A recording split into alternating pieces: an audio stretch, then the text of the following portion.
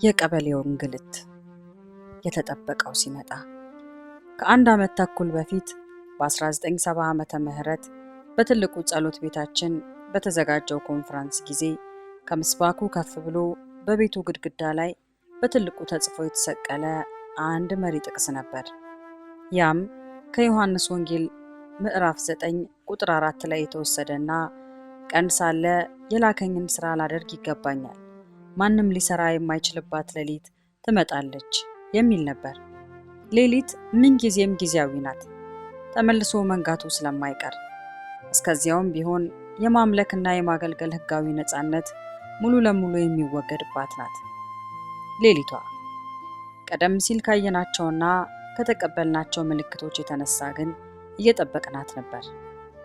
ይህ ዓመት ማለትም 1971 ዓመተ ምህረት ሌሊቷ ሳትመጣ ምዕመናን ሁሉ የእግዚአብሔርን ፈቃድ ለመፈጸም በሙሉ ኃይላቸው የተጉበት ዓመት ሆነ። ዓመቱ የሥራ ማጠናቀቂያና የዝግጅት ዓመት ስለነበረ ማንም ቢሆን ታከተኝ ሳይል ለጌታ ሥራ ከፍተኛ ትጋት አሳይቷል። ቀደም ሲል እንደተጠቀሰው በ1971 ዓመተ ምህረት ገና ከጅምሩ በምድሪቱ ላይ በምትገኝ ቤተክርስቲያን ላይ የስደት ደውል ተሰምቷል። ደውሉን የሰማ ሁሉም የልብ ጥንቃቄ ማድረግ ጀምሯል። ዛቻውና ማስጠንቀቂያውም እያበቃ የታሰበው በድርጊት የሚገለጽበት ሁኔታ እጅግ ተቃረበ። ከየከተማው ለምሳሌ ከባሌ ጎባና ከአርባ ምንጭ አካባቢ የእስራት ዜና እየተሰማ ቆየና ወደ ይርጋለምም ደረሰ። እኛም አስፈላጊውን ዝግጅት ሁሉ አድርገን ራሳችንን በጸሎት ለጌታ አደራ በመስጠት መጠባበቁን ተያያዝ ነው። ሰኔ 15 ቀን 1971 ዓመተ ምህረት ዕለተ ዓርብ የሁለተኛ ደረጃ ተማሪዎች ፈተና የጨረሱበትና ክርስቲያን ተማሪዎች እንዲያዙበት ተወስኗል የተባለበት ቀን ነበር። በዚያን ዕለት መንፈሴ እየቃተተ ብቻዬን ውያለሁ። ጌታ ኢየሱስ በጌቴሰማኒ ሳለ ያደረበት ስሜት በተወሰነ መጠን የተሰማኝ ይመስለኛል። በዚያን ዕለት ከአቶ አዲሱና ከአቶ አስማረ ጋር ሰይጣን እንደ ስንዴ ሊያበጥራችሁ ለመነ፣ እኔ ግን እምነትህ እንዳይጠፋ ስለ አንተ አማለድኩ፣ አንተ ግን በተመለስ ጊዜ ወንድሞችህን አጽና የሚለውን ቃል ከሉቃስ ወንጌል ተካፈልን። መታሰሩ ከመጣ አንዳንዶቻችን በውስጥ የመዘግየት ሁኔታ ሊያጋጥም ይችላል። እናንተ ግን መንግስት ለራሱ ስራ ሲል ምናልባት ብዙ ሳይቆይ ይለቃችኋል። እናንተም በተመለሳችሁ ጊዜ ወገኖችን አገልግሉ የሚል አደራ አዘል ማሳሰቢያ በመስጠት ጸልያን ተለያየን። የሚበዙቱ ክርስቲያን ወንድሞችና እህቶች በዚያው ሳምንት ውስጥ ወደ የዘመዶቻቸው እንዲሄዱ ስለተደረገ በከተማ ውስጥ የቀረነው ቁጥራችን ጥቂት ነበር። ወንድማችን አስቻለውም ምንም ያህል ሳያገለግል እንዳይታሰር በሚል ስስት ሌሎቻችን ካደረግንበት ብርቱ ግፊት የተነሳ ከተማይቱን ከ2 ቀን በፊት ለቀቁ። የሁኔታው ውጥረት በከተማይቱ ውስጥ ግን እንዳለ የመከራውም ደመና እንዳንዣበበ ቀጥሏል። የሆነው ሆኖ ሰኔ 16 ቀን 1971 ዓመተ ምህረት ቅዳሜ ላይ መደበኛ ፕሮግራም ስለነበረን ወደ ጸሎት ቤታችን አመራን። በዚያች ጸሎት ቤት በአንደኛዋ ክፍል ውስጥ ሽመልስ ለማና ጌታሁን አጋፋሪ ይኖሩባታል። ከነርሱ ዕቃ በተጨማሪ በዚያ ቤት ውስጥ አንድ አሮጌ ጊታር፣ አግዳሚ ወንበሮችና ምስባክ እንዲሁም ጥቂት መጽሐፍት ነበሩ። ሰዓቱ ሲደርስ በከተማይቱ የቀሩ ጥቂት ወገኖች መጡ። በወንድም ጌታሁን አጋፋሪ መሪነትና በእኔ ሰባኪነት የአምልኮ ፕሮግራም ተካሄደ። ከዚያም ፕሮግራሙን አብቅተን ወጣንና በቤቱ ቅጥር ግቢ ሰላምታ እየተለዋወጥን ሳለን ጥቂት የከተማው ወጣቶች ትንፋሻቸው ቁርጥ ቁርጥ እያለ በሩጫ ወደ ነበርንበት ቦታ መጡ። አንዳንዶቹ ቆመጥ ይዘዋል። እንደመጡ ግር ብለው ወደ ቤቱ ውስጥ ዘለቁ። ከዚያም አንዳንድ መንፈሳዊ ስዕሎችና ጥቅሶችን ከግድግዳው እየገነጠሉ ካወረዱ በኋላ ጊታር፣ መጽሐፍትና ምስባክ ተሸክመው አወጡ። ድራማው ቀጠለ። በወቅቱ ቡድኑን እየመራ የመጣው የከተማይቱ ቀበሌዎች የወጣት ሊቀመንበር ነበር። ምን ልንሰራ እዚያ እንደተሰበሰብን ለማጣራት ጥያቄዎች ተጀመሩ። ወደ አቶ አዲሱ አምዴ በመቅረብ ምንድነው እዚህ የምትሰሩት? ለምን መጣችሁ? አለው። ለጸሎትን የመጣ ነው ብሎ መለሰለት። ከዚህ ሌላ ምንም አልጠየቀውም። ይህ ሲሆን ግን ከኛ ወገን የመረጋጋት ሁኔታ እንጂ ድንጋጤና መርበትበት አልታየም። የመጣው ነገር ስንጠብቀው የነበረ ነውና። መረጋጋቱ ግን ሊይዙን የመጡትን ወጣቶች የጠበቁት እንዳልነበር ገምተናል።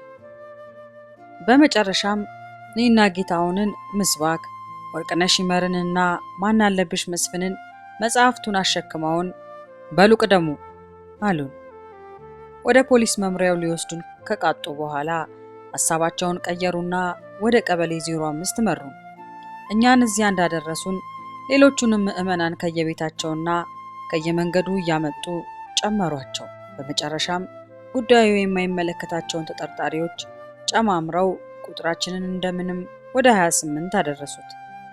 ኋላማ እንዴ ከተማዋን የሞሉት የተደረሱ ማነገራቸውና አመለጡ በማለት ሲቆጩ ሰማናቸው። ማምሻውን የደንቡ እንዳይቀር ዕቃዎቹን እየመዘገቡ አስገቡ። ለዚያውም አቶ አስማረ ዕቃው የእግዚአብሔር ነው ይመዝገብ ብሎ ስላፋጠጣቸው ነው። በዚያች ምሽት ያየኋቸው የሚበዙቱ ወጣት ክርስቲያኖች ነበሩ። በዚህ ጊዜ በ1979 ዓመተ ምህረት ከዚህ ዓለም በሞት የተለየችው እህታችን በቀለች ጋዲሶ ብቻ ከነ አራስ ሕፃኗ ከቤት ተይዛ በመምጣት ለጥቂት ቀናት ከኛ ጋር ታስራለች።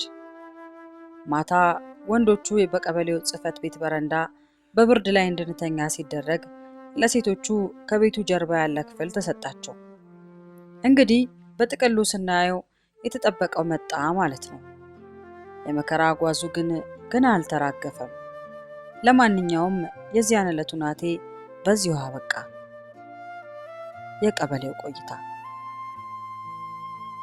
በማግስቱ ማለትም በ1701/71 ዓመተ ምህረት ጠዋት የአውራጃው የፖለቲካ ካድሬ ከቀበሌው የአመራር አባላት ጋር በመሆን መጡና ከቀበሌው ጽሕፈት ቤት ጀርባ ሰበሰቡ።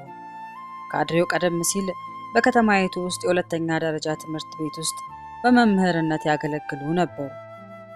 አንዳንዶቻችንም ተማሪዎቻቸው ስለነበርን እንተዋወቃለን። በዕለቱ ያየንባቸው ግን ቀድሞ የምናውቀው የመምህርነት ፈገግታቸውን አልነበረም። ለወጥ ብለዋል። ስሜታቸው ተቆጥቷል። ንግግራቸውም ሻከር ብሏል። የሚገርም ነው። እሳቸውም መጀመሪያውን ዙር ትምህርት አይሉት ማስፈራሪያ ሰጡንና ተመልሰው ሄዱ። ከተናገሯቸው ሐሳቦች ውስጥ የሚከተለው ይገኝበታል። ወዲያ ወዲህ ውልፊጥ ማለት የለም። መፈክር ከማሰማት ጀምሮ አቋማቸውን ማስተካከል አለባቸው። ኢምፔሪያሊስቶች በኢትዮጵያ ምዕመናን ተሳደዱ እያሉ ያናፍሳሉ። የደቡብ አፍሪካ ጥቁሮች ሲጨፈጨፉ ምንም አይሉ። ከበላዮቻችሁ መፈክር አሰምታችሁ ውጡ የሚል መመሪያ እንደተላለፈላችሁ ደርሰንበታል። የተባለውን መመሪያ ከኛ ማንም የሰማ ባይኖርም የእርሳቸው አነጋገር በዚያ እንላቀቅም የሚል አይነት ነበር። እንደ ተማሪና መምህር በነበረን ትውውቅ መሰረት ወደ እኔም ዘወር አሉና አንተ ደግሞ እዚህ ምን ትሰራለህ? ትምህርትን አጠናቀ የለም? ለምን ወደ ኮሌጅ አልሄድክም? የሚሉ ጥያቄዎችን አከታትለው ሰነዘሩብኝ። የምመልሰውን እያሰላሰልኩ ሳለው እዚህ ስትኖር በአኢወማ የአብዮታዊ ኢትዮጵያ ወጣቶች ማህበር ስብሰባዎች ተካፍለህ ታውቃለህ? አሉኝ። አላውቅም አልኳቸው። ለምንድን ነው የማትካፈለው? ጊዜ ስለሌለህ ነው? በማለት መልሱን አመቻቹልኝ። አዎን ስላቸው ለጊዜው ለቀቅ አደረጉኝ። ከዚህ በኋላ ከሌሎች እንዳልገናኝ አዘው ሄዱ። እኔም ከዚያ ቀን ጀምሮ ለብቻዬ በበረንዳው አካባቢ በንፋስና በብርድ ላይ የምውልና የማደር ሆንኩኝ። ለወንዶቹ ደግሞ ከሴቶቹ ክፍል ጎን ሌላ ክፍል ተሰጥቷቸው ገብተዋል። ከጥቂት ቀናት በኋላ የኔን መለየት ምንም ጥቅም እንደሌለው ተገነዘቡ መሰለኝ ወደ ወንዶቹ ክፍል ጨመሩኝ። በዚህ ጊዜ በከተማው ውስጥ እኛን የሚመስል ሰው ሁሉ እየታደነ በመያዝ ወደኛው ይቀላቀል ጀመር። የእስራቱ ዋና ዓላማ የክርስቶስን ስምና ምስክሮች ከከተማይቱ ማጥፋት ቢሆንም በሂደቱ ጅማሬ ላይ መፈክር ማሰማት ይጠየቅ ነበር።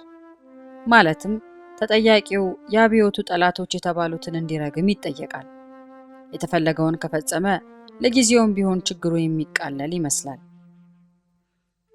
በዚህ ጉዳይ ላይ ሁላችንም በጋራ ተወያየን። እያንዳንዱ አማኝ በነፃነት ለራሱ መወሰን የሚችል ቢሆንም ተመራጩ በአንድ አቋም በጋራ መቆም ነበር። ጉዳዮችን የመረዳት ሁኔታ ግን በሁሉም ዘንድ አንድ ላይሆን ይችላል። ከአቅም በላይ የሚሆኑ ነገሮችም ያጋጥማሉ። በዚህም ሆነ በዚያ የውሳኔ ልዩነቶች ቢከሰቱ እርስ በርስ ከመፈራረድ መቆጠብ እንደሚገባንም ተገነዘብን። ተፈቶ በሚሄደውና በሚቀረው ወገን መካከል መቀያየም አይኑር በሚል ሐሳብ ከሞላ ጎደል ተስማምተን ተቀመጥን። ለዚህ ስምምነት መነሻ የሆነን ከዓመት በፊት በዚሁ ጉዳይ ዙሪያ ያገኘነው ተሞክሮ ነው። በክርስቶስ ባገኘነው ወንድምነትና እህትነት ላይ ትልቅ ጥንቃቄ ማድረግ ይገባን ነበር። በቀጣይነት ይቀርብ የነበረውና እጅግ የከበደው ግን ከሁሉ በላይ ማን ነው የሚል ጥያቄ ነበር። መጽሐፍ ቅዱስ ከላይ የሚመጣው ከሁሉ በላይ ነው በማለት የክርስቶስን የበላይነት ይነግረናል። ዮሐንስ ምዕራፍ 3 ቁጥር 31። ታዲያ በጥያቄዎቻችን የሚፈለገው ምላሽ አብዮቱ የሚል ሆኖ ሳለ ከሁሉ በላይማ እግዚአብሔር ነው ከተባለ ችግሩ ሲባባስ ታይቷል። ይህ በእንዲህ እንዳለ ብዙም ሳንቆይ በሳምንት 2 ቀን የጾምና የጸሎት ጊዜ መውሰድ ጀመርን። እያንዳንዱም እንደተሰማው የግሉን ተጨማሪ ፕሮግራም እየያዘ አጥብቆ መጸለዩን ቀጠልንበት። እየቆየን ስንሄድ የጸሎት ቀኑን በሳምንት ወደ 1 ቀን ረቡዕ በማምጣት በቋሚነት ያዝነው። የጸሎታችንም ዋና ርዕስ ሆኖ እስከ ተፈታንበት ዓመት የዘለቀው በእስራታችን ጌታ እንዲከብር የሚለው ነበር። ክርስቶስን ለማያውቁ ሰዎች መዳን፣ በውጪ ለቀረው የእግዚአብሔር ሕዝብ ጥበቃ፣ እድገት በማለድም ሌላው የጸሎታችን አቅጣጫ ነበር። በመጀመሪያዎቹ ቀናት በማንም እጅ ምንም መጽሐፍ ቅዱስ አልነበረም። የምንጽናናው በእራት ጊዜ ስንገናኝ የምናስታውሰውን ጥቅስ በቃላችን በመለዋወጥ ነበር። ከብዙ ቀናት በኋላ መጽሐፍ ቅዱስ በድብቅ ሲገባልን በከፍተኛ ናፍቆት ተቀብለው የሳሙ ነበሩ። በእነዚህ ቀናት ውስጥ ማንም ያላካቸው ወጣቶች በራሳቸው ተነሳሽነት እየመጡ ሲጨቀጭቁን ይውላሉ። የፈለጉትን ያህል ተናግረውና ተሳድበው ይሄዳሉ። የቀበሌው አመራር አካላትም በቀስታ ምክር ቢጤ ይሰጡናል። ቀናት እየገፉ ሲሄዱ ደግሞ የጉልበት ሥራ እንድንሰራ ያስወጡን ጀመር። በዚህ ወቅት ጊዳቦ ወንዝ አካባቢ በመውረድ ባህር ዛፍ ተክለናል። የተጎነደሉ የቡና ዛፎችን እየተሸከምን አግዘናል፣ ወዘተ። አንድ ቀን የአውራጃው ካድሬ በድጋሚ በሞተር ቢስክሌት መጡ። ቆጣ ቆጣ ብለዋል። ቋንቋቸውም ከያነው ጠንከር ብሏል። ሰበሰቡንና አቋማችንን አስተካክለን እንደሆነ ጠየቁን። መልስ ሰጪ ጠፋ። በዚያ ሰዓት ከኛ ማንም ለመናገር አልወደደም ነበር። ካድሬው መሬቱን በኃይል ረገጡና አፈር ድሜ ትበላላችሁ፣ በእናንተ መቃብርም ላይ ሶሻሊዝምን እንገነባለን አሉ። ወትሮውንም ሳቂታ የነበረችው ታናሽ እህታችን ፍቅርተ ገብረሃና ይህንን ሰምታ እንደ መሳቅ ስትል አዩአትና ተናደው ሳቂ፣ ነገ ታለቅሻለሽ አሏት። ለመጀመሪያው ዕለት የተናገሩትንም ቃል በመደጋገም ሌላም ዛቻ ካሰሙ በኋላ በዚያው የቁጣ ስሜት ተመልሰው ሄዱ። የጉልበት ስራው፣ የቃላቱ ንዝንዝ፣ የምግብ እጥረቱ፣ የቦታውና የመኝታ ጥበት፣ አንዳንዴም የብርዱ ነገር እንዳለ ቀጠለ። ከዕለታት አንድ ቀን ደግሞ ድንገት መጡና ወደ የቀበሌው ከፋፈሉ። ዓላማው አልገባንም።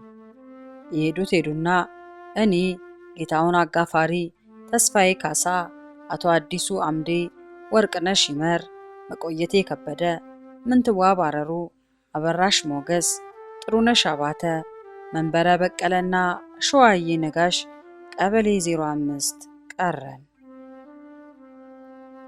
ከዚያ በኋላ የቀበሌው የቀይ ሽብር ኮሚቴ እንደተቋቋመልንና ጉዳያችን በእነርሱ አማካኝነት እንደሚፈታልን የቀበሌው ምክትል ሊቀመንበር ነገሩ። በዚያው ሰሞን የቀበሌው የሕዝብ ደህንነት ኃላፊ የነበሩት ግለሰብ ከወጣቱ ክፍልም አንድ ሰው በመጨመር ሌሊት ላይ መጡ። ማምሻውን የጌታን ቃል ስናጠና በተለይም በሁለተኛ ቆሮንቶስ ምዕራፍ 11 ቁጥር 24 ላይ ጳውሎስ አይሁድ አንድ ሲጎድል 40 ግርፋት 5 ጊዜ ገረፉኝ ባለው ክፍል ላይ ስንወያይ ነበር ሰዎቹ የመጡት። እንደመጡም እህቶቻችንን ተራ በተራ ከማደሪያ ክፍላቸው እያወጡ በቁማቸው በጉማሬ አለንጋ ሊገርፏቸው ጀመሩ። የገረፏቸው ጎናችን በነበረው ክፍል ውስጥ ስለነበረ የግርፋቱንም ሆነ የተገራፊዎቹን የሲቃ ድምፅ ለመስማት ችለን ነበረ። ሌሎቻችን ጭንቁንና የስቃዩን ስሜት እየተጋራን በተንጠለጠለ ልብ ሆነን ተራችንን ተጠባበቅን። በዚህ ምሽት ገራፊዎቹ ምንትዋብ አረሩን፣ ጥሩነሽ አባተንና መቆየቴ ከበደን ተራ በተራ ጀርባቸውንና እግራቸውን እስኪበቃቸው ከገረፏቸውና ከደበደቧቸው በኋላ ወጥተው ሄዱ። የቀበሌው ቀይ ሽብር ስራውን ጀመረ ማለት ነው። በማግስቱ ይቀጥላሉ ብለን በመጠበቅ ላይ ነበርን። ሆኖም አልመጡም። በተከታዮቹ ቀናት ጥሩነሽ አባተን፣ አሳመነች ሞገስን፣ አቶ አዲሱ አምዴንና ተስፋዬ ካሳን ለቀቋቸው። በመጨረሻ እኔ፣ ጌታውን አጋፋሪ፣ አበራሽ ሞገስ፣ መቆየቴ ከበደ፣ ወርቅነሽ ይመርና ምንትዋብ አረሩ ቀርተን ሰሞኑን እንግዳ ይመጣል በሚል ምክንያት ግቢውን ስናጸዳ ሰነበትን። በዚህ ጊዜ አበራሽ ሞገስ የአስም በሽታዋ ተቀስቅሶ ስላስቸገራት መለቀቋን ወርቅነሽ ታስታውሳለች። እንግዳ የተባሉት የአውራጃው ዋና አስተዳዳሪ፣ የአውራጃውን የፖሊስ አዛዥና ሌሎችንም የመንግስታዊ የህዝባዊ ድርጅት ባለስልጣኖች አስከትለው ቀበሌ 05ን ለመጎብኘት መጡ። ቢሮ ገብተው ተቀመጡ። የተሰጣቸውን ገለጻ አዳመጡ። ግቢውንም ተዘዋውረው ጎበኙ። ሊወጡ ሲሉ የቀበሌው ሊቀመንበር እዚህ እኮ ጴንጤዎች አሉ አላቸውና ወደ ነበርንበት ክፍል ይዟቸው ገባ። ሁላችንም ተነስተን ተቀበልናቸው። አስተዳዳሪው የትምህርት ክፍላችንንና ሌሎች ጥቂት ነገሮችን ጠየቁን። 12ኛ ክፍል ያጠናቀቀን ስለመሆናችን በቀበሌው ሊቀመንበር ተነገራቸው። የአውራጃው ፖሊስ አዛዥ ምክትል የመቶ አለቃ ወደ እኔ እየተመለከቱ ማንም አይለማመጥህም፣ ግን ጭንቅላትህን ተጠቀም፣ ይሄ የሃይማኖት ጉዳይ ያስፈልገዋል አሉና በዛች አይነት ጣታቸውን አወዛውዘውብኝ ወጡ። አዛዦቹ ገና ተሹመው ይርጋለም መምጣታቸው ነበር አሉ እና እኛን በማየታቸው የተገረሙ ይመስላሉ። ሳምንት የሞላ አይመስለኝም። በቀበሌ 05 1 ወር ከ5 ቀን እንደቆየን በ21/11/71 ዓመተ ምህረት በቀበሌ 07 ወደ ነበረው ፖሊስ ጣቢያ ተዘዋወርን። ሌሎችንም ከየነበሩበት ቀበሌ ወደ ፖሊስ ጣቢያ በጥቂት ቀናት ውስጥ ሰበሰቧቸው። በዚያ ከኛ ቀድማ ከአለታ ወንዶ የመጣች የባንክ ቤት ሰራተኛ እህት አልማዝ ታደሰ ነበረች። በመቀጠል ከቀበሌ 06 ማናለብሽ መስፍንና አዳና አለማየሁ፣ ከቀበሌ 03 ሙላቱ መለሰ፣ ከአፖስቶ መምህር በቀለ ኩምሳ፣ ከሐዋርያዊት ቤተክርስቲያንና መምህር ትታገኝ ከይውሃ ምስክር መጡ። በዚህ አይነት ሁኔታ በፖሊስ ጣቢያው ተጠረቃቀመ። አዲሱ ቦታ። የፖሊስ ጣቢያው አቀማመጥ ረባዳ ስፍራ ላይ ሆኖ 3 የእስረኛ ማቆያ ክፍሎች ነበሩት። የቀረው የጣቢያው ዋና አዛዥ ቢሮ፣ የምርመራ ክፍልና የዕቃ ማስቀመጫ ክፍሎች ናቸው። እኛ እንደሄድን ከነበሩት ክፍሎች ወንዶቹ በሁለተኛው ክፍል ስንገባ፣ ሴቶቹ አልማዝ በነበረችበት ክፍል እንዲገቡ ተደረገ። በዕለቱ የተቀበሉን ወታደር ታዬ የሚባሉ ነበሩ። እርሳቸውም ከፈታተሹን በኋላ እየገፈታተሩ አስገቡንና ዘጉብን። በአዲሱ ቦታ የተደረገልን አቀባበል ይህን ይመስላል። ቀጥሎ የሚጠብቀንን ገና አላወቅነውም። ለማንኛውም ዕቃችንን አስቀምጠን ሰሌናችንን ዘረጋጋንና ጥቂት ጌታን አመስግነን እረፍት አደረግን። በዚህ ስፍራ በፖሊስ ጣቢያው ጌታ ወደ ልብ ያመጣው ቃል በመጽሐፈ ኢያሱ ምዕራፍ 1 ቁጥር 3 ላይ ያለ የእግራችሁ ጫማ የሚረግጠውን ቦታ ሁሉ ለእናንተ ሰጥቻችኋለሁ የሚል ነበር። ይህ መጀመሪያ ለእስራኤላውያን የተሰጠ ተስፋ ቃል ቢሆንም ለእኛም ከአንድ እስር ቤት ወደ ሌላ እስር ቤት በተወሰድን ቁጥር መሪ ቃላችን ሆነልን። እግዚአብሔርም እንደ ቃሉ ደርሰን የረገጥነውን ስፍራ ሁሉ እያመቻቸ ሲሰጠንና ቀስ በቀስ ከቁጥጥራችን ስር ሲያደርግልን በዓመታት ውስጥ አየን። የፖሊስ ጣቢያው ክፍል መጀመሪያ እኛ ስንገባበት ቁንጫ የወረረውና መጥፎ ጠረን የሞላው ነበር። እኛ ልንኖርበት ከጀመርን በኋላ ግን ያ ሁሉ ተለውጧል። በመጀመሪያ እንደ ልዩ ፍጥረት አድርገው ይመለከቱን የነበሩ ወታደሮችም ሊያፍሩንና ሊያከብሩን በቅተዋል። እግዚአብሔር በዓይናቸው ፊት ሞገስን ሰጥቶን ነበርና። የአውራጃው ፖሊስ አዛዥም ቢሆኑ መጀመሪያ ላይ ቀበሌ ውስጥ ሲያገኙን ያሳዩትን ንቀት የኋላ ኋላ እየቀነሱ ሲመጡ ተመልክተናል። ከቀበሌው ወደ ፖሊስ ጣቢያ እንድንሰበሰብ ከተደረገ በኋላ ብዙም ሳይዘገዩ በመምጣት ሲያነጋግሩንና በለሰለሰና በሚያግባባ አኳኋን ነበር። ያም እኛን አዘናግቶ በማጫወት ለማጥናት የተያዘ ጥበብ እንደሆነ ስለገመትን ቀልባችንን ብዙም አልሳበውም ነበር። በመጀመሪያ እንደመጡ ወደ ፖሊስ ጣቢያው ጽሕፈት ቤት አስጠርተውን ስማችንና ስራችንን አንድ በአንድ ጠይቀውን ሲያበቁ ስለ እምነታችን ነበር ያነጋገሩ።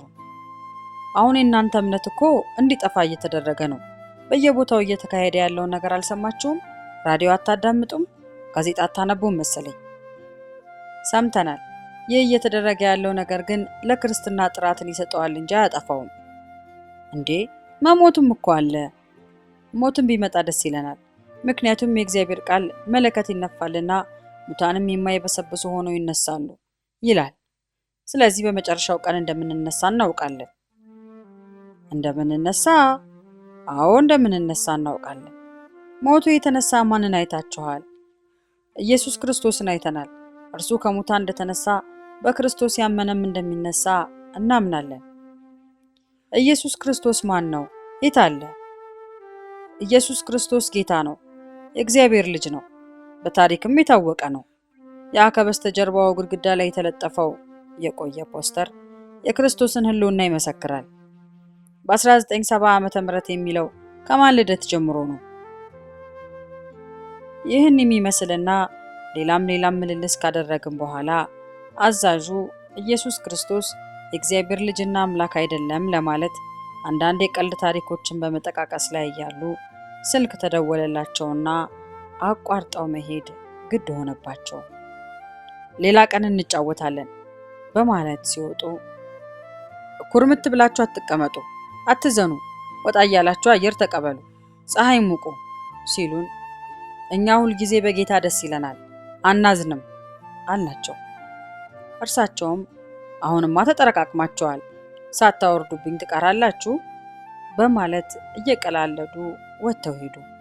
ከዚያን ጊዜ ጀምሮ አዛዡ የትም ስፍራ ክርስቲያኖችን ሲያገኙ አማኝ መሆናቸውን ጠይቀው ሲያረጋግጡ በመቀጠል የሚጠይቁት ዋናውና አሳሳቢው ጥያቄ ሞተ ትነሳለህ የሚል ሆነ። እኔንም አንድ ቀን በንዴት ስለ ትንሣኤው ስንነጋገር ከመጽሐፍ ቅዱስ መለከት ይነፋል የሚለውን ሐሳብ እንደጠቀስን በማስታወስ ነበር አዛዡ ጥሩምባ ሲነፋ ያሉት። በሌላ ጊዜ አንድ ቀን ጠዋት እኔን ከሌሎች ወንድሞች ጋር በአንድ ክፍል እንደማድር ተመለከቱና ለፖሊስ ጣቢያው አዛዥ ለሻምበል ባሻ ተስፋ ሚካኤል እርሱን ለብቻው ሰረው የሚል ትዕዛዝ ሰጥተዋቸው ሄዱ። ምክንያቱም የእነርሱ የጓደኞች አስተማሪ እኔ እንደሆንኩ ስለቆጠሩ ነው። በሳምንቱ ተመልሰው ሲመጡ እኔ እዚያው እንደነበርኩ ሲያዩ በጣቢያው አዛዥ ላይ ተቆጥተው ለምን አላስወጣኸውም በማለት ጮሁባቸው።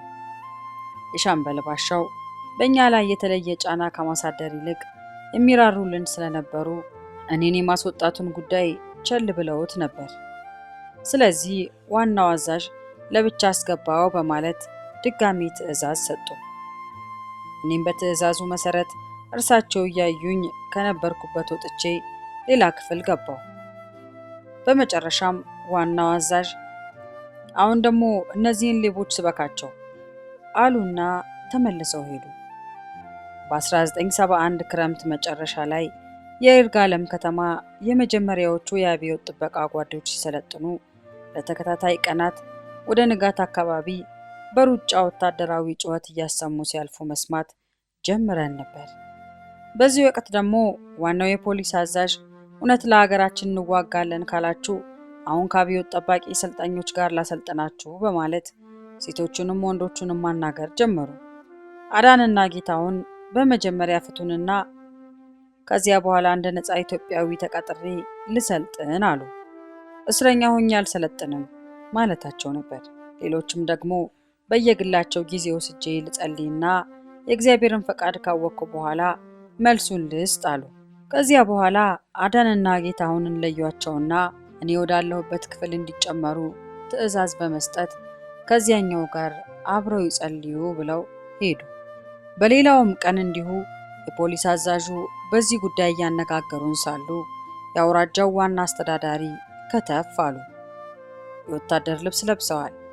ከጦርነት ስፍራ ምናልባት ሰሞኑን ግጭት ከተፈጠረበት ከበንሳ ወረዳ የሚመጡ ይመስላሉ። ጊዜው መሸት ብሏል። ዋናው አዛዥ ስለኛ ለአብዮት ጥበቃነት አሰለጥናቸው ነው ይላቸዋል። አስተዳዳሪውም በላ ሰልጥና አስፈጀና በማለት ተቃውሟቸውን ሲያሰሙ ነገሩ በዚህ ተቋጨ። ያቺ ሐሳብ እኛን ከፈተና ለማውጣት የመጣች የእግዚአብሔር እጅ ነበረች ብለናል። በአንድ ወቅት በዚያው ክረምት ውስጥ የአውራጃው ካድሬም ወደ ፖሊስ ጣቢያ መጥተው አነጋግረውን ነበር። በንግግራቸው መሃል ለእኛ የጥያቄም ሆነ የመናገር ዕድል ብዙም አልተገኘም። የሚሰማንን እንድንተነፍስ ባይፈቀድልንም በእኛ በኩል ጥቂት ጥረት ግን አደረግን። እርሳቸው ግን በቀደሙ በቁጣና በዛቻ የተሞላ መልእክታቸውን አሰምተውን ሄዱ። ዋና ዋና ነጥቦቹም የሚከተሉት ነበሩ። ማንም እንዲናገር አልፈቅድም። አቋማችሁን እያንዳንዳችሁ በተለያየ ወረቀት ጽፋችሁ መግለጽ አለባችሁ። የአንዱ ሐሳብ ከሌላው መመሳሰል የለበትም። የምንነጋገረውን እዚሁ እንነጋገር እንጂ የምንጽፈው ነገር አይኖረንም አለች መቆየቴ። አንዳንዴ ንዑስ ከበርቴ ቅብጥብጣባ እያጠቃቸው መፈክር አሰምተው ለክረምት ኮርስ ሄደዋል። ሌቦች ናቸው።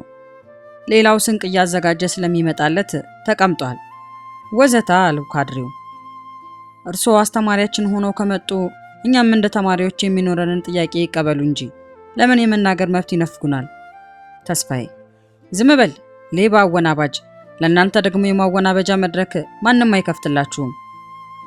ንግግራችን ግራ እንዳያጋባቸው የሰጉ ይመስላል። ሩቅ እንዳይመስላችሁ፣ ትናንት በኢሃፓ ላይ የተፋፋመው ቀይ ሽብር ነገ በእናንተም ላይ ይፋፋማል። ካድሬው ስለ ክርስቶስ መሞት ክብር ነው። ተስፋዬ ዝም በል ሌባ አወናባጅ፣ በተለይ አንተ ቆይ ጠብቅ። ካድሬው ማን እኔ? አዎ በተለይ አንተ ጠብቅ ታገኛታለህ። ምንድነው? ግፋ ቢል ጥይት ነው አለ ጌታሁን። ዝም በል ላንተ ደግሞ ጥይት ማን ያጠፋል? ሆነ መልልሱ። ውዝግቡ በዚሁ አበቃና ካድሬው ተመልሰው ሄዱ። ሁኔታዎች እየተለዋወጡና እየተጨማመሩ እየከባበዱም ቀጠሉ። 3 ወር ተፈርዶባቸው ከአለታ ወንዶ ወደ ይርጋለም ማረሚያ ቤት የተላኩና የተወሰነባቸውን ጊዜ ለመጨረስ የተቃረቡትን የፕሮቴስታንትና የውሃ ምስክር አማኞችንም እኛ ወዳለንበት ጣቢያ አመጧቸው። እነርሱም አቶ አዲሴ ቀልብሰው ከቃለ ሕይወት መምህር፣ ወይዘሪት ሙሉመቤት መንበረ ከሕይወት ብርሃን መምህርት፣ ከበደ አርጋው ከሙሉ ወንጌል ተማሪ፣ ወይዘሮ ሕይወት ከየውሃ ምስክሮች የቤት እመቤትና ነጋዴ፣ ወይዘሮ ብዙነሽ ከየውሃ ምስክሮች የስልክ ኦፕሬተር፣ አቶ በላይ ከየውሃ ምስክሮች የግል ስራ ያለው ነበሩ።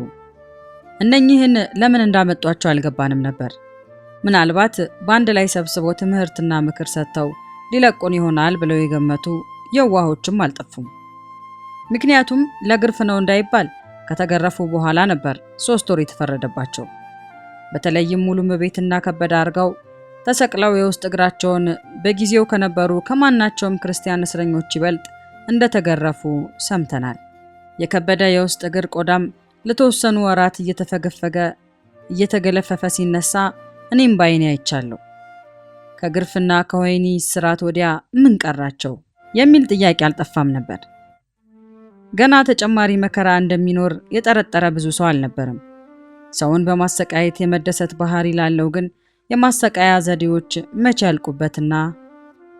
እግዚአብሔር የተመሰገነ ይሁንና በማንኛውም ሁናቴ ውስጥ መንፈስ ቅዱስ ልባችንን የሚያጸና መልእክት ከማስተላለፍና እኛን ከማዘጋጀት ወደ ኋላ አላለም። በዚያ ክረምት ውስጥ መንፈስ ቅዱስ በመጪው ሁኔታ ላይ አጥብቄ እንድጸልይ ይገፋፋኝ ስለነበር የ17 ቀን የጸሎት ጊዜ ወስጄ ነበር። በዚህ ወቅት ቀን ምግብ አልበላሁም። እነዚህን ቀናት እጅግ ከባድ የሆነ የመንፈስ ውጊያ ቀናት ነበሩ። ስጸልይ ትግል እንጂ የመጽናናት ስሜት አልነበረኝም። ፍሬ አልባ መቃተት የምቃተት መስሎኛል። ቢሆንም ገፋውበት። በኋላ እንደተገነዘብኩት እነዚህ ቀናት በመንፈስ ቅዱስ አሳሳቢነት በሰይጣን ላይ በመቅደም ጦርነትና ጽኑ ግብግብ የተገጠመባቸው ቀናት ነበሩ። ጸሎቴን ባበቃውበት ቀን ጌታ ዳሰሰኝ። በዚያ ቀን ያለ ወትሮዬ እጅግ ተነቃቃው። የድል አድራጊነት ስሜትም ነበረኝ።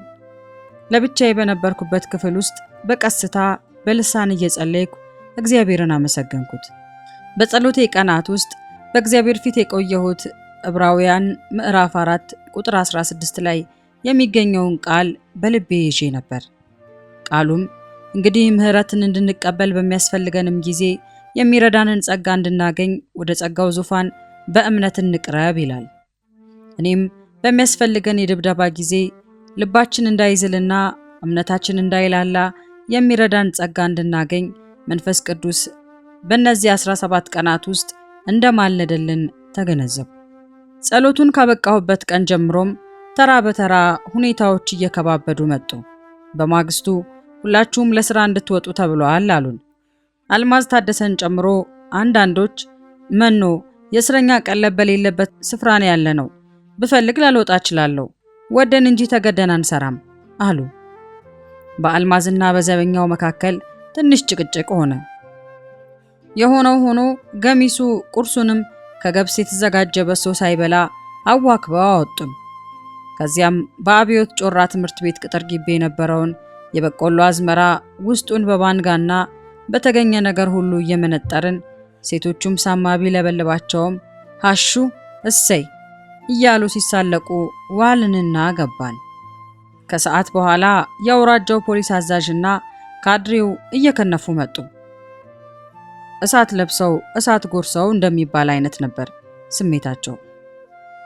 ሰበሰቡንና ከናንተ ማን ነው ዛሬ ለማመልከት አስተዳደር አካባቢ ሄዶ የነበረው አሉና ጠየቁን። ዱብዳ ይለዋል ይሄ ነው። አረኛ ስራ ቦታ ውለን የመጣ ነው፣ አስተዳደር አካባቢ ማናችንም አልሄድንም የሚል ምላሽ ሰጠን።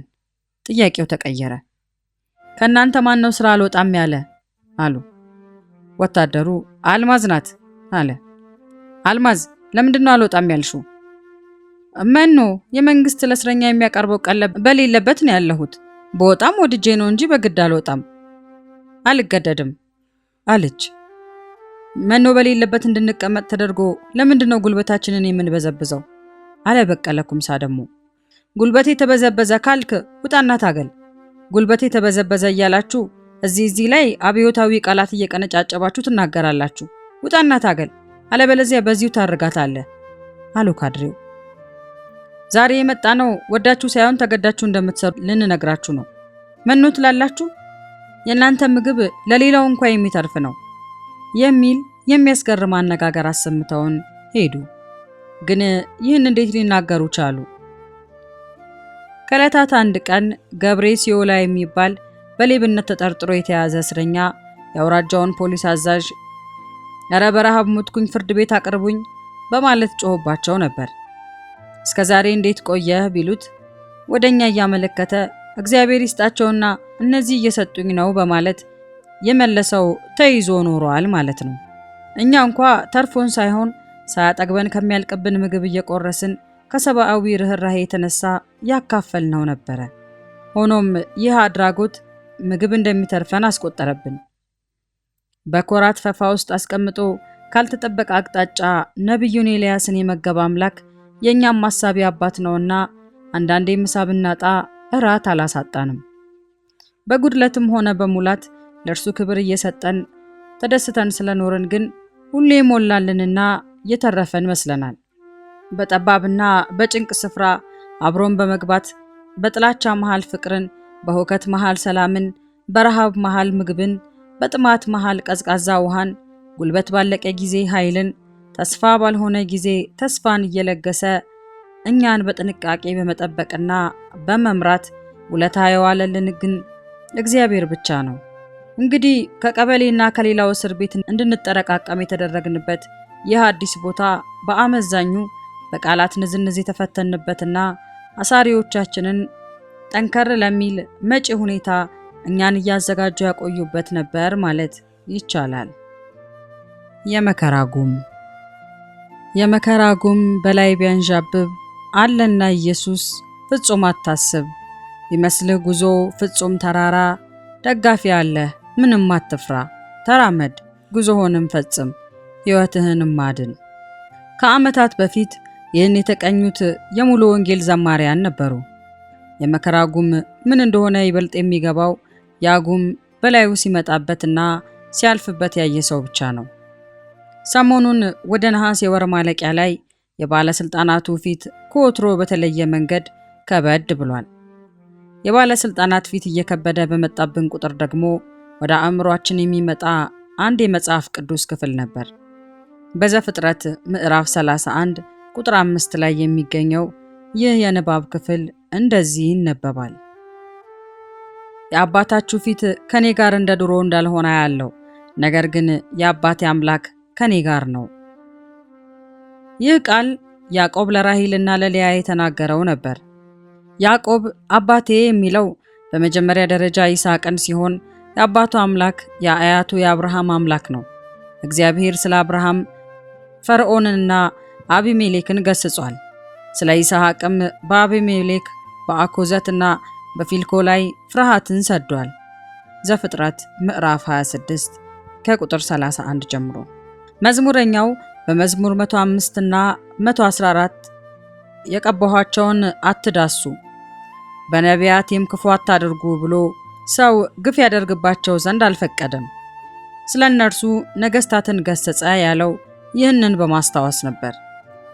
እግዚአብሔር የመጻተኞች ጠባቂ ነው። ያዕቆብን በእንግድነቱ አገር ጠብቆታል። ከወንድሙ ከኤሳው በሸሸ ጊዜ በመንገድ ተገልጦለት ብዙ የተስፋ ቃል የገባለት አምላክ አሁንም ከእርሱ ጋር እንደሆነ በመገንዘብ ያዕቆብ ይጽናናል። ስለዚህ የነ ራሔል አባት የላባ ፊት ቢጠቁርበትና ቢከብድበት ፊቱ የማይጠቁር አምላክ አብሮት እንዳለ በማረጋገጥ ነገር ግን የአባቴ አምላክ ከኔ ጋር ነው አለ። መለወጥ በእርሱ ዘንድ የሌለ ሕያውና ዘላለማዊ የሆነው የአባቶቻችን አምላክ በእያንዳንዱ ሁኔታ ውስጥ ከእኛም ጋር ነበር ይሆናልም። ሐዋርያው ጳውሎስም ጌታ በእኔ አጠገብ ቆሞ አበረታኝ፣ ከአንበሳ አፍም ዳንኩ እንዳለ ሁሉ እኛም ከጌታ አጋርነት የተነሳ ብዙ ጊዜ ከክፉ ነገር ስንድን እናያለን። ከፍ ብሎ ከላይ እንደተጠቀሰው የባለስልጣናቱ ፊታቸው ብቻ ሳይሆን ንግግራቸውም የሚጫኑብን የችግር ቀንበርም ከጊዜ ወደ ጊዜ እየከባበደ መጥቷል። ለአንድ ጠንከር ላለ እርምጃ የተዘጋጁ ይመስላሉ። የእኛም የልብ ጭካኔ ከጌታ ጸጋ የተነሳ እየጨመረ ሲሄድ ይታወቀን ነበር። በምን ቀን ምን ነገር ሊሆን እንደሚችል ግን ስለማይታወቅ በእኛ በኩል የነበረው አማራጭ ሁኔታውን በጥርጣሬ መከታተል ብቻ ነበር። ሌላው ቀርቶ በሌሊት ከነበርንበት ፖሊስ ጣቢያ በር ላይ ደርሳ የምትቆምን መኪና ለማመን አስቸጋሪ ነበር። መኪናዋ ምን ልትሰራ አምሽታ እንደተላከች እስካልታወቀ ድረስ ሞተሯ ዳግም ተነስቶ ከሰፈራችን እስክትርቅ ድረስ ጆሮአችንም ልባችንም ይከተላት ነበር። የምናከናውነውንም የጉልበት ሥራ በየቀኑ ቀጥሏል። እየተያዙ ከኛ ጋር የሚደመሩ ታሳሪዎችም አልጠፉም። አብነት አሰፋ፣ ማርታ ጋዲሶና ሰናይት ተሰማ አንድ ቀን ሊጠይቁን በመጡበት የአውራጃው ፖሊስ አዛዥ አገኟቸውና አስገቧቸው። አብነት ከአዲስ አበባ የመጣችው የማትሪክ ውጤቷን ልትወስድ ነበር። ሐሳቧ እግረ መንገዷን እኛን ጠይቃ ልትመለስና ኮሌጅ ልትገባ ነበር። በዚሁ ቀረች እንጂ። ማርታ ጋዲሶ ግን ምግብ ይዛልን ነበር የመጣችው። ከፖሊስ አዛዡ ጋር ከየት ነው ይህንን ምግብ ያመጣሽው በሚል ጥያቄ ጥቂቱ ዝግብ ከሆነ በኋላ እርሷም ገቢ ሆነች። በዚህ ሁኔታ ጳጉሜን አልቆ መስከረም ገባ። ዕለቱ መስከረም 5 ቀን 1972 ዓመተ ምህረት ነበር። ገና ከጠዋቱ እጅግ አድርጎ ሲጠላን የቆየ ወታደር ወደ ክፍሎቻችን ድንገት በመግባት መኝታችንን፣ ሰሌናችንን እያገላበጠና የብርድ ልብሳችንን እያራገፈ ፍተሻ ጀመረ። ከዚያ ሁሉ ብርበራ በኋላ አንድ አዲስ ኪዳን አገኘና ይዞ ወጣ። ለካስ ከሴቶቹም ሆነ ከኛ ከሁለተኛ ክፍል አንዳንድ አግኝቶ ኖሯል። አብረው ታስረውን የነበሩ የሚሊሻ ሻምበል የምናነበው መጽሐፍ ቅዱስ እንዳለን ሳይጠቁሙብን እንዳልቀሩ ሰምተናል። ከጥቂት ጊዜ በኋላ ምክትል የመቶ አለቃው መጡ። የመጡት ተጠርተው ይመስላል። በመቀጠል ወታደሩ የዕለቱን ሁናቴ ሪፖርት አደረገላቸው። ሪፖርቱ ሲያበቃ ምክትል የመቶ አለቃው ወደ የክፍሉ በመግባት የአዲስ ኪዳኖቹን ባለቤቶችና ከየት እንዳመጧቸው ጠይቀው አረጋገጡና እኔ አዳንና ጌታሁን ወዳለንበት ክፍል መጡ። ከዚያም የምርመራ ጥያቄው ቀጠለ። ይህ አዲስ ኪዳን የማን ነው? የሶስታችንም ነው። የጌታሁን ምላሽ። እንዴት የሶስታችሁም ይሆናል? የግድ ያንዳችሁ መሆን አለበት። የሶስታችንም ነው። የማን ነው ይሄ አዲስ ኪዳን? የማን ነው ይሄ አዲስ ኪዳን? አዳነ። የሶስታችንም። የማን ነው ይሄ አዲስ ኪዳን? ተስፋዬ። የሶስታችንም። ወጥተው ሄዱና እንደገና ተመልሰው በመምጣት ያንኑ ጥያቄ ጌታሁንን ሲጠይቁት ጌታሁንም ያንኑ ምላሽ ሰጣቸው። ተበሳጩና የጌታሁንን ግንባር በጫማቸው ተረከዝ ሲረግጡት ከቅንድቡ አካባቢ ደሙ መፍሰስ ጀመረ። ደግመው ጠየቁት። አሁንም ያንኑ ምላሽ ሰጠ።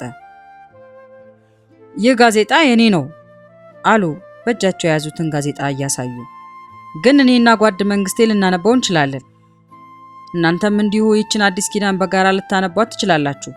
የአዲስ ኪዳኑ ባለቤት ግን ከእናንተ አንድ ሰው መሆን አለበት። ተስፋዬ፣ የማን ነው ይህ አዲስ ኪዳን? የሶስታችንም ነው። በእኛ በኩል እንደዚያ ባለ ስፍራ በመካከላችን የተገኘ ማናቸውም መንፈሳዊ ጽሑፍ የሁላችንም ንብረት ይሆናል እንጂ እንደ ግል ንብረት ሊታይ የማይችል ነበር። እንደ እውነቱ ከሆነ ማንኛውንም መጽሐፍ ከክፍል ወደ ክፍል እየተቀባበልን ነበር የምንጠቀመው። ውዝግቡ ግን ቀጠለና ወደ ምርመራ ክፍል ተወሰድን። ይህ የአልማዝ፣ ይህ ደግሞ የሙላቱ አዲስ ኪዳን ነው። ይሄኛው የማን ነው የምላችሁ ያለው? የሶስታችንም ነው አለ ጌታሁን አሁንም ሳይፈራ። አዲስ ኪዳኑ በጋራ የምንጠቀምበት የሶስታችንም ነው። ግን የኔ ነው በል የሚሉኝ ከሆነ እሺ የኔ ነው አለ አዳነ። መስዋዕትነት ለመክፈል ብለህ እንጂ ያንተ አይደለም። እሺ ምን ልበል ከዚህ በላይ? ተስፋዬ፣ አዲስ ኪዳኑን በጋራ ነው የምናነበው፣ ስለዚህ ሶስታችንም ነው። ይህ መጽሐፍ ቅዱስ የማንበቢያ ስፍራ ነው። እኛ ከናንተ የምንፈልገው መፈክር ብቻ ነው ብላችሁናል። የሚፈልጉት ግን መፈክር ብቻ ለመሆኑን ቃላቸውን እየቀያየሩ መናገራቸው ባይዘነጋም፣ ታዲያ እግዚአብሔርን የማምለኪያ ስፍራ ይህ ነው እንዴ? እግዚአብሔርን በማንኛውም ስፍራ ማምለክ ይቻላል። እዚህ ማምለክ እንደማይቻል መች አጣኸውና? ቆይ ብቻ እንዲህ እንደደረቅ ትቀራታለህ አሉና ወጥተው ሄዱ። የሚያስደንቀው ነገር ወታደሩ ያንን ሁሉ ፍተሻ ሲያደርግ በቀላሉ ሊታይ ይችል የነበረውን ትልልቁንና ሙሉውን መጽሐፍ ቅዱስ አለማግኘቱና ከየክፍሉ ትንንሹን አዲስ ኪዳን ብቻ ይዞ መውጣቱ ነበር። እርሱ በልቡ ባዶ እጃቸውን አስቀረኋቸው ብሎ ይሆናል። ለእኛ ግን ጌታ የወታደሩን ዓይኖች ይዞልን ትላልቆቹን መጽሐፍ ቅዱሶች አስተረፈልን። ይህ ከፍ ብሎ የተጠቀሰው የመስከረም ወር የተለመደው የጉልበት ሥራ እየተሰራበትና የተለያየ ወሬም እየተፈራረቀበት ተገባደደ። አዲስ የተመረቁት የአብዮት ጥበቃ ጓዶችም እየተሰበሰቡ እኛን እንዴት አድርገው እንደሚቀጡ በመመካከር ላይ እንደነበሩ ተባራሪ ወሬ ይደርሰን ነበር። የሁኔታው ክብደት እየጨመረ አዳዲስና ያልተጠበቁ ነገሮች መሆናቸው እየቀጠለ ሄደ። ቀደም ሲል ሚያዝያ 29 ቀን 1971 ዓመተ ምህረት ፓስተር ተሾመ፣ ፓስተር ኃይሉና ደባልቄ ከአውራጃው ፖሊስ ጣቢያ ወደ ዋናው ወህኒ ማረሚያ ቤት ተልከው ነበር። በዚያም እስከ መስከረም 29 ቀን 1972 ዓመተ ምህረት ድረስ ለ5 ወር ያህል ቆይተዋል። አሁን ደግሞ ማለትም በ29 በ01 በ72 ዓመተ ምህረት እኛ ወደ ቆየንበት ፖሊስ ጣቢያ እንዲመጡ ተደረገ። ከነርሱም ጋር የውሃ ምስክሮች እምነት ተከታይ የሆኑት አቶ ገብሬ አጃናና ተማሪ ስዩም ካይሶ መጥተዋል። በማረሚያ ቤት ለወራት የከረሙትን ለምን ወደ ፖሊስ ጣቢያ እንዳመጧቸው ማናችንም ለማወቅ አልቻልንም። የአውራጃው ፖሊስ አዛዥና የአውራጃው ካድሬ ግን ወደዚያው ወደ ማረሚያ ቤቱ በመሄድ አንድ ቀን ዛቻ አዘል ንግግር አድርገውላቸው ተመልሰዋል። ምንም ይሁን ምን በአንድነት የመሰባሰብ አጋጣሚ በማግኘታችን እኛ ደስ ብሎናል። ጠቃሚ ሐሳቦችና ምስክርነቶችንም በዚሁ አጋጣሚ ልንለዋወጥ ችለናል። ማምሻውን ስለኛ በጎ አመለካከት የነበረውና ትንሹ ታዬ እያልን የምንጠራው የፖሊስ ወታደር ሲመጣ ሰፈራችን በሰው ብዛት ተጣቦ ይመለከታል። ዛሬ ከማረሚያ ቤት የመጡትንም ያያል። አያየና በቃ የማንም መጫወቻ ልትሆኑ ነው ሲል በቁጭት ተናገረ። የተመከረብንን ክፉ ነገር ሰምቶ የመጣ ይመስላል። የመከራው ጉምና የችግሩ ጭጋግም መንገዳችንን እየሸፈነው ሲመጣ ይታያል። ይህም ቢሆን ያ የተደገሰብንን መከራ እንድንቀበል ጌታ ራሱ ልባችንን አስጨክኖታል። እንቀበል ዘንድ ያለውን መከራና እንቀዳጀው ዘንድ የሚጠብቀንን ክብርና ድልም አስቀድሞ በቃሉ አስመልክቶናል። እንዲህ ሲል በዓለም ሳላችሁ መከራ አለባችሁ፣ ነገር ግን አይዟችሁ እኔ ዓለምን አሸንፌዋለሁ። ዮሐንስ ምዕራፍ 16 ቁጥር 33። ከክርስቶስ ፍቅር ማን ይለየናል? መከራ ወይስ ጭንቀት ወይስ ስደት ወይስ ራብ ወይስ ራቁትነት ወይስ ፍርሃት ወይስ ሰይፍ ነውን? በዚህ ሁሉ ግን በወደደን በርሱ ከአሸናፊዎች እንበልጣለን። ሮሜ ምዕራፍ 8 ከቁጥር 35 እስከ ቁጥር 37። አትሸበር፣ በርታ። በሌላም በኩል በ2901 በ72 ምሽት ጌታ በመንፈሱ አማካኝነት አጽናኝ ድምፁን አሰምቶናል። በወጀብና በአውሎ ነፋስ ውስጥ መንገድ ያለው ጌታ ጥብቅ በሆነ ሁኔታ ውስጥ አልፎ ወደ ወዳጆቹ ልብ ይደርሳል። በዚህች ምሽት እኔና ፓስተር ተሾመ በአንድ ክፍል አብሮ የማደር ዕድል አጋጥሞናል። በክፍሉ ውስጥ በመስከረም 2 ዋዜማ ላይ ታስረው ከኛ ጋር ጣቢያ የቆዩ አረጋውያን ነበሩ።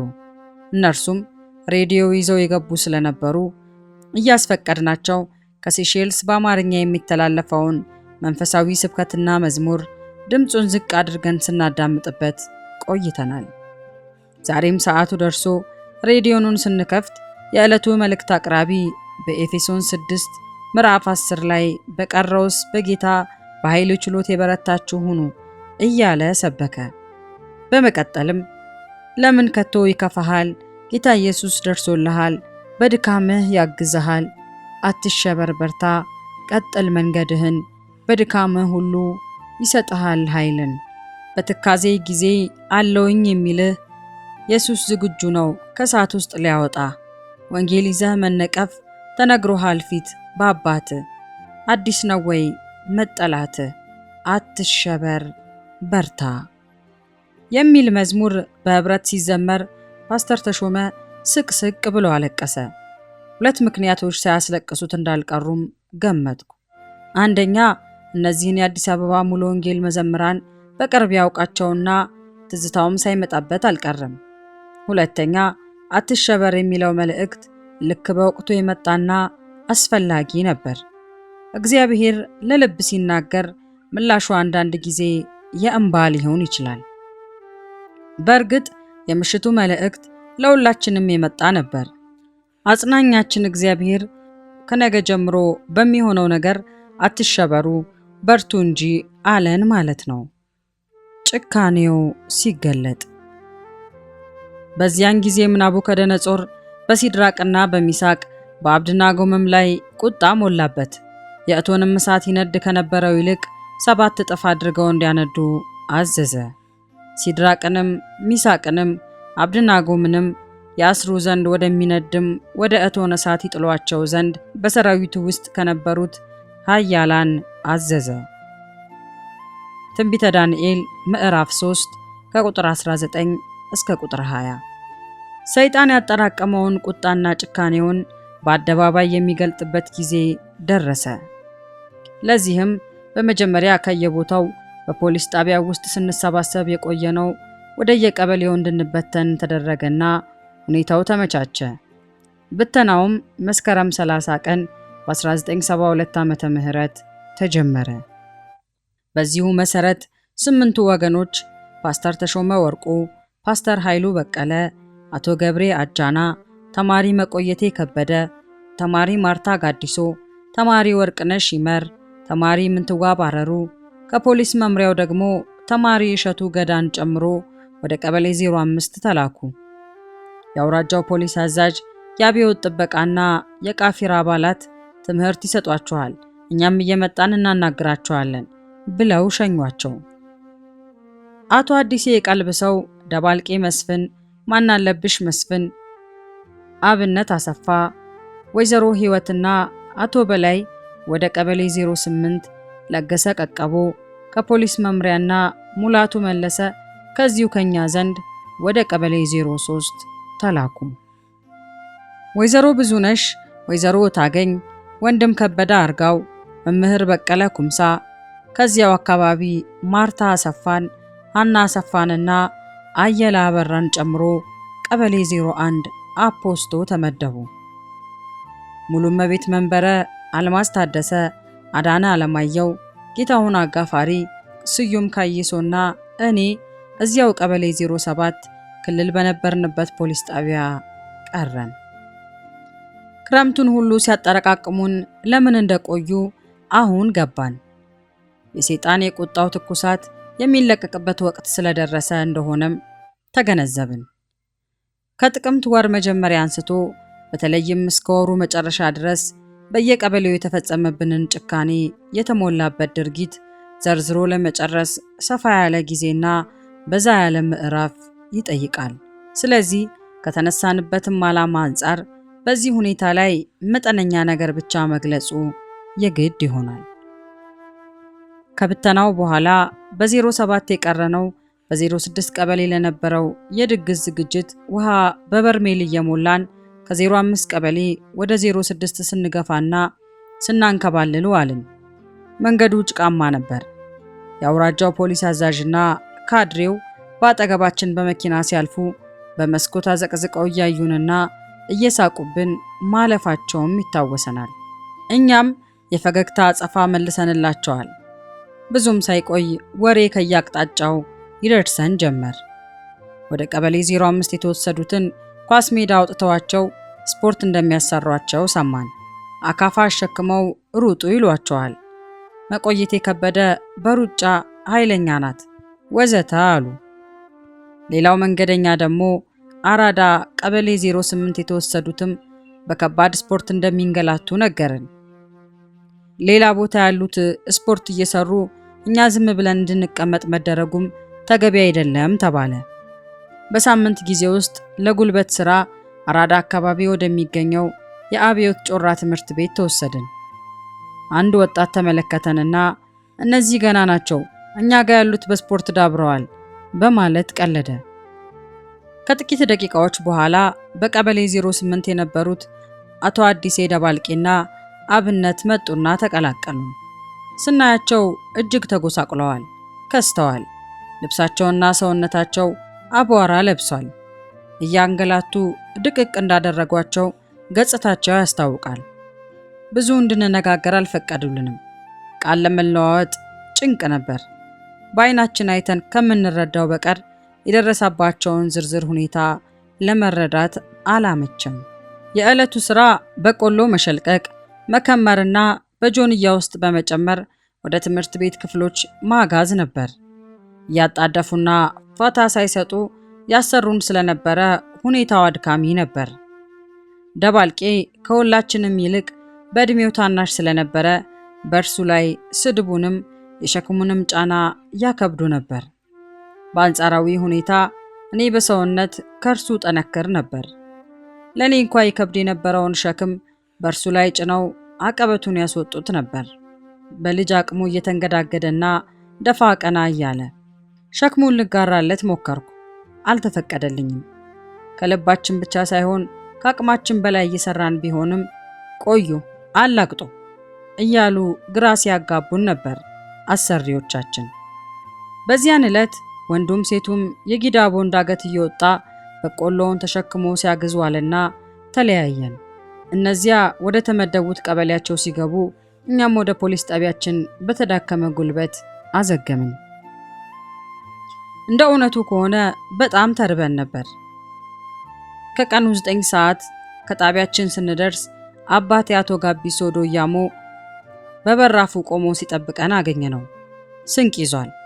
ለጊዜው ራባችንን ሊያስታግስ የሚችል ከእንሰት ተክል የሚዘጋጅ የበሰለ ቆጮ ነበር።